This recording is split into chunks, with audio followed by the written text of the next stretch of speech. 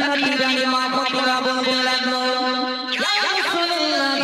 ইয়া হাবিবাল্লাহ হুজুর আব্বাজান আপনার কলিজা টুকরা নাতি তাদের খাওয়া হয় না ক্ষুধার জ্বালায় চটপট চটপট করতে লাগলো ও আমার ভাইরা জগৎগুরু বিশ্বগুরু জনাব মুহাম্মদ রাসূলুল্লাহ সাল্লাল্লাহু আলাইহি ওয়াসাল্লাম জান্নাতি মা ফাতিমার কোটে টুকরে কাঁদতে কাঁদতে একটা ইহুদির বাড়িতে চলে গেল ওই ইহুদি বলো ওই ইহুদি বলো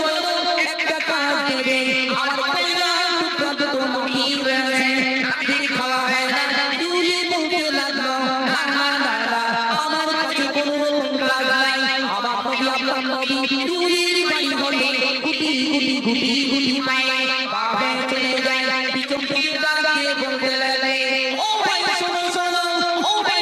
শোনো একটা কাজ রয়েছে যদি করতে পারো আমি ইহুদি তোমায় তোমার কাজ দিয়ে